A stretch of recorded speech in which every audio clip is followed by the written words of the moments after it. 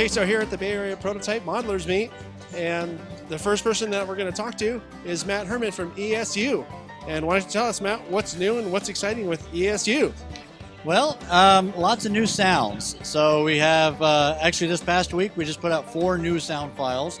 We've got 2 more Australian files coming in the next few weeks here. So, but they're good for American models too, North American models, because they're Alcos and EMDs and that kind of thing. So, and I made sure we put some North American horns in there so we could use the files for both. Australians have had to do that for years with our files, so we can kind of get a little bit of revenge on our end, I guess. But yeah, actually we even brought, we're working with Cision and SDS, Wooski models, Southern Rail models. So we're working with like all the major manufacturers in Australia and on sound now. So that's kind of cool. That's been kind of a neat thing for me to be able to get into something that's similar to our stuff, but just a little bit different. But lots of new stuff on the U.S. side too, or North American side. Actually, I shouldn't say U.S. because the last 2 files that we just released were MLW files. So we just did an RS-18 and an M420 file, which are both 12-cylinder 251s, but one's a B and one's a C block. So they actually sound a little bit different, have a little bit different turbo, a little bit different governor. So lots of new stuff there. We put out some 8-cylinder 567s here about 2 weeks ago. So something else that's a little bit different, not just the standard. You know, we've got one 567 that fits for everything. We've got one 567 for every block that was ever made, and you know, all that kind of stuff. So we're doing a lot of that kind of specificity in our sound files, and lots more of that to come. I do have one of the new ESU throttles, and John accosted me as soon as I got on screen here, or just off screen, I should say. I'm taking this one with me because I've had one on order for a while. Yeah, I'm actually glad that you did, because I have been getting a lot of requests for it and a lot of questions as to why. So basically, we've added a month for delivery for every time somebody asks me. That's the reason why it's taken. No. Oh, is that what? I should have just shut up. No, that's just a genset file. We don't do that with actual products, but no.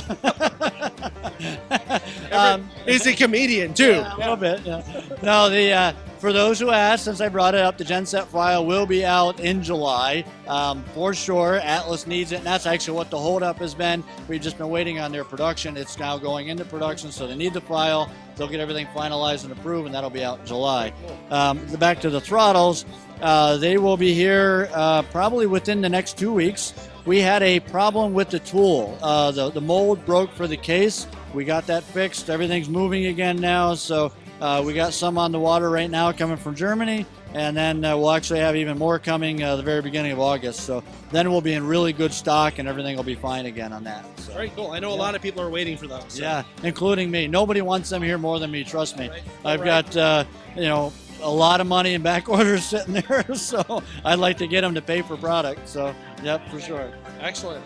All right. Thank you, sir. No problem. And thanks for your support over the past years. It's been very appreciated. Happy to do it. Excellent. All right.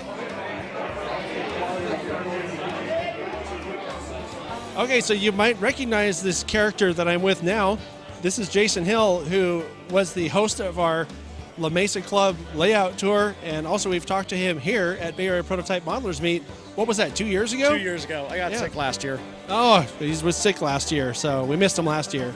But he's here this year, so I've got him cornered, and he's going to talk to us about some of the new stuff and exciting stuff that Owl Mountain Models is doing. Yeah. Hello. We've been working hard on various different projects. We came out with the flat cars that you guys reviewed. I'm very appreciative that you guys did the review. Did the whole build on it, too. Oh, right? Yeah, and the whole build. I mean, that was great. Don't mind me looking down. I'm looking at the models here. But we got our next main project is going to be our narrow lumber load for the flat cars, which is going to be sort of special. It'll also work in gondolas. Next will be a low side gondola boards. The SP used those on various assignments and also in maintenance away service, just to keep stuff from falling off the sides of the cars. And then one of the other projects we're working on that's going to be probably a couple of years still in development is going to be this model of the SP sugar beet racks. And these, this is a 3D printed prototype. We're going to be redesigning these because we've actually got the actual plans for them now. So we're going to be really knocking this one out of the park, I hope. One of the things that's going to slow us down slightly is we're going to be doing the actual load to go in them. And trying to ship internationally with food products, that they like to use for seeds and stuff like that on these, not such a good idea. So we're going to be actually doing something that's non-biological to be not having import problems. These are going to be really cool, and we have a lot of people that are pushing to, looking forward to that model as we've been talking about it. This is the antenna stanchions for Southern Pacific passenger cars. These will work on MTH daylight and BLI daylight passenger cars to replace the plastic stanchions that tend to break. We can also put them on Athearn cars and basically any other prototype that use these. Some people have been looking forward to these. These are the stirrup steps and brake wheel that came off on our flat car. We are now selling these separately as well. So several people have already been snagging them here at the show, and we should have these available on the website soon. So from Bay Area Prototype Meet, Owl Mountain, have a good day. We have fun here.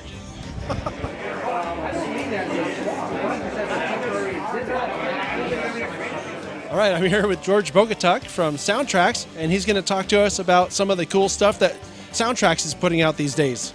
So we're going to talk about the Tsunami-2. This is our next generation of our high-end product line, really designed for the high-end modeler who's really interested in prototypical operations and sounds. Some of the big improvements we did, one of the things we wanted to do was to improve the hardware. So the hardware is a lot more efficient, so it's less susceptible to power losses. And then we, of course, included all of the sounds into one decoder. So for example, our steam decoder actually has all of the sounds on one, so no more heavy, light, medium, steam. You pick steam, you've got 63 different whistles, you've got 10 different exhaust chuffs, 54 different bells to choose from, 10 air compressors, 8 steam dynamos, and more.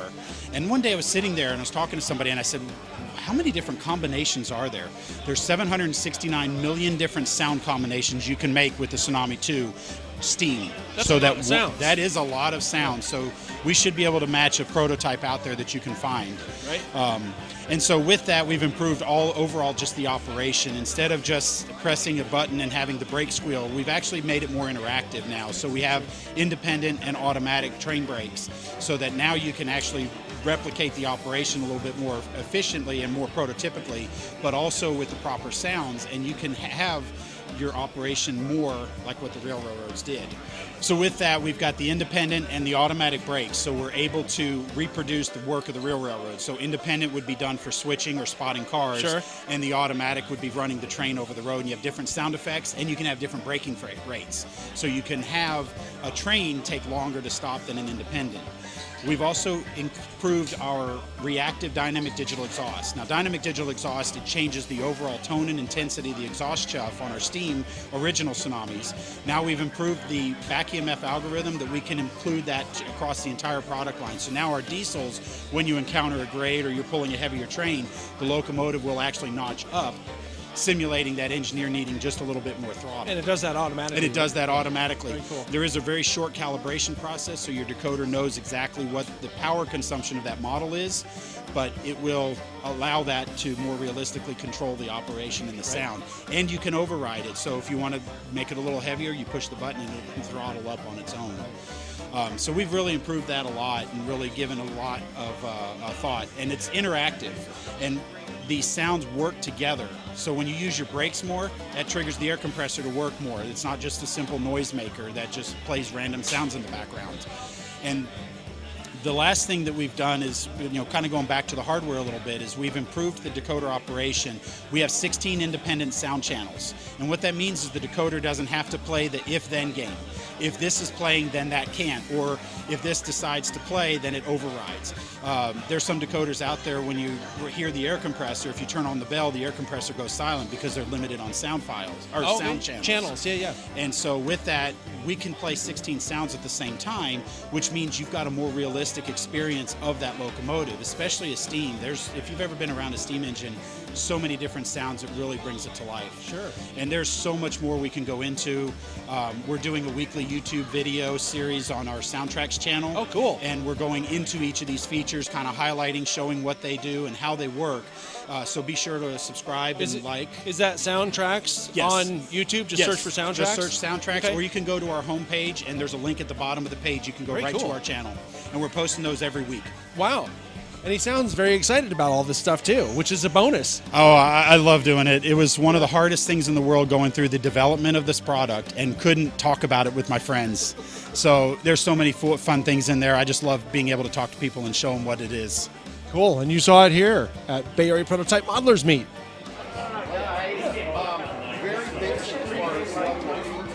All right, so I'm here now with Paul Ellis from ScaleTrains.com. Everybody knows ScaleTrains. Why don't you let us know, Paul, what's in the works or what's exciting or what's happening?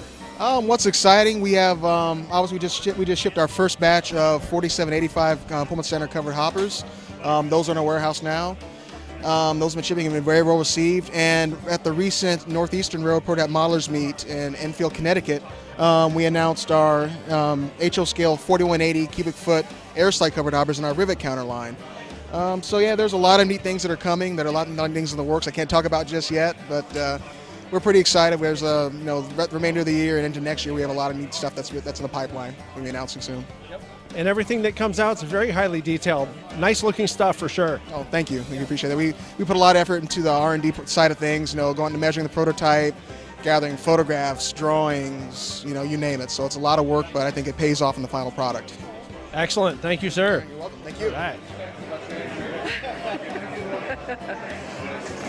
Okay, so I'm here with Alvin, and he has some N-scale stuff that's really finely detailed and really cool stuff. Why don't you talk a little bit about it and how people can get it?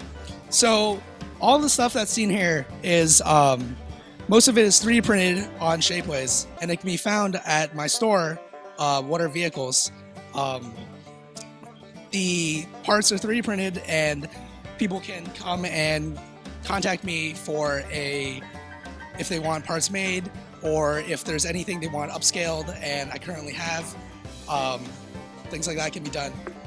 In addition to that, I also sell edge metal kits for building signals, as well as Sinclair antennas for PTC installations and whatnot. Those can be found by emailing me at watermelon@gmail.com. Cool. Yeah. And they're the same ones who say, but I can get it cheaper on that.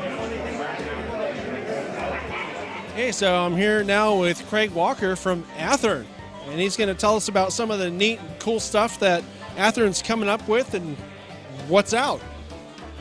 Well, immediately what we've got coming up, we'll start with something that you may have seen already, and that's the Union Pacific 1943. Yeah, no one's heard of this. Yeah, I know. But just a reminder that we have more coming. If you missed it the first time, don't despair.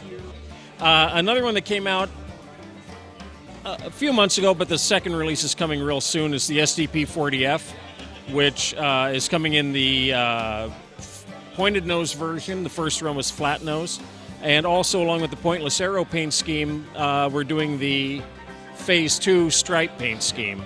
They'll both be available along with Santa Fe in a different variant, I believe next month, July. I think we had the samples of the original run of those here last year, didn't we? The originals, yes. Yeah, I thought so. I remember seeing those last year. So now that these are about to hit the stores, I've got to come up with the third release. So that announcement will be coming before I realize it. Another model that's coming up soon, the brand new, all new tooling, because nobody's ever done it before in any scale, SD60E. It's basically an SD60 that Norfolk Southern's rebuilding.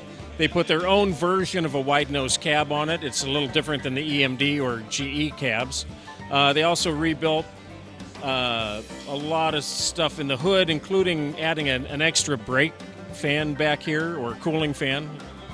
These will be coming in the 911 paint scheme in the first release, and 3 road numbers, or is it 3 road numbers of the basic black. We've also just recently announced that we'll be doing, following this run, which is due in the next month or two, we'll also be doing the Veterans Unit 6920, which Norfolk Southern painted. Looks like this, but red, white, and blue instead of red, black, and white. And these have a lot of variants on them. We've got, I think, 6 different cab variants. The handrails with the kick plate, there's 4 different variants, and a few other details there are variants. So it's pretty complete, which is good because they've got about 120, 130 of these, and there are differences among them. Also coming up next month is a new run of SD38s. This one is McLeod River Railroad. And we also have here, these aren't the only road names, of course, DM and IR. The DM and IR has a bunch of detail underneath the fuel tank area that we've never done, and I'm not sure anybody else has either. And possibly brass, but so these are radically different than the runs we did years ago. We've done a lot of improvements to them. It's an all-new body from the one we did, I don't know, 8-9 years ago. Something I grabbed on my way up here, because these just came in, is an assortment of new Jeep 7, Jeep 9 bodies. 4 of the 6 are basically new versions of Santa Fe Jeep 7Us and Jeep E9Us with different louver patterns, headlight in the nose on 1 or 2 of them. Just gives us more flexibility on doing a very popular model that we've had a lot of requests for. But there are a couple others that are different. This is an early Union Pacific Jeep 7, which is distinctive because, unlike most Union Pacific engines of the era, this had gyrolights on the front and rear, and they were long hood forward. Interestingly enough, on the long hood, the number boards are way lower than a normal Jeep 7, and not easy to do without all new tooling. And then for the East Coast guys, this is the long-awaited Central New Jersey passenger Jeep 7 with the train power box back here. And we don't have it yet, but it's going to have protruding class lights on both ends, which is a very distinctive feature of CNJ. The cool thing about this model is they ended up in about 9 different paint schemes, I believe, and I could be wrong there, it may be even higher, between CNJ's many paint schemes, then later the state of New Jersey and NJ Transit. Sounds like a lot of fun, so look out for Athearn stuff. Going north on the highlight all the way to Portland. Correct. All right, so I'm here now with Dave Hussey of Canon, and he's going to talk to us about some of this cool stuff that they have on the table here. What can you tell us? Well, thanks everybody. At Canon Company was known for making the diesel detail parts. Several years ago, I branched out making some of these laser cut boxcar kits. And so what I do is I make a laser cut side that then I incorporate with ends, roofs, and underframes that I acquire from some of the other manufacturers. And this makes some boxcars that are not available by other means, that are maybe a 100 quantity car or something like that the big kids are not going to necessarily tool up for. And so that's a bunch of unique cars, and it fills a void in people's rosters. They're a craftsman kit. They take a little bit of work to put together, but it makes a pretty unique car. Sure, and I think that the results, when it is put together, speak for themselves. It looks really nice. Thank you. Try to do the best. And these kind of shows are good for getting it out in front of the people and making them available. Do you want to talk about where people can get them besides here at the meet? Well, they're available on the Canon & Company website, www.canonandco.net in the shopping cart. That I've got a few new cars here this weekend that are not on the website yet, but will be. Canon is spelled with 2 N's. That's correct. It's not like the camera or the copier. It's not like the camera that's filming us right now. It was named after Gordon Cannon, who was the original founder of the company. Okay, so thanks for talking to us. It's great stuff. Thank you very much, John. Glad to see you. Excellent. Okay. All right, so I'm here now with Matthew Young from Wheels of Time, which is actually a fairly local company to me and to us here at TSG Multimedia. And he does a lot of really cool HO scale but mostly N scale stuff. Why don't you tell us a little bit about what you have going on that's exciting and new? Yes, Sean. So we are rebooting our lineup of 3D printed trucks. They are the everyday work trucks, and we used to do with Shapeways, and we are now having our own 3D printer. It's a finer quality, easier to clean up. Almost every railroad had these mates-away equipment trucks, as well as construction companies. The fine level details, for example, you can see the rivets. These are going to be updated on our website, and they should be out soon. The MSRP for the HO scale is $29.99, and the N scale is $19.99. these are pretty happening vehicles, and there'll be more in the series. Sure. One thing I've noticed when you pulled that out was that the stake side actually comes out, so you could do this as a flatbed or as the stakes. Absolutely, it's customizable for that, for the hobbyist, or however you want to do it. Exactly. Yeah, definitely. Is the N scale also removable, or is that one piece? The N scale is going to be removable too. I don't have an N scale example. And the 4 body styles are, by the way, are the main sway truck, the dump truck, the stake flat truck, and the one that's not here is the semi-tractor. Very cool. We should take a look at some of the other rolling stock that you have here, because it's all so good. Here is the N-scale Pacific Car and Foundry exterior posts insulated boxcar. This has Landis doors. This is a fairly new release, isn't it? This is a very brand new release. It's right now, just got released last month. This is the initial paint scheme. The second production run is going to have a different kind of paint scheme.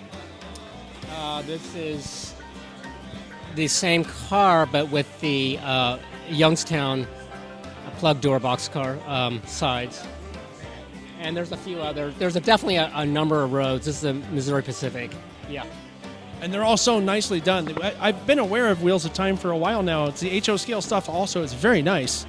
So very cool. Is there a website or something people might want to go look at this stuff? Certainly. You can go to www.wheelsotime.com. So it's not Wheels of Time, it's Wheels O Time. Right. Excellent. Thanks for talking to us. Look for that stuff. It's really good.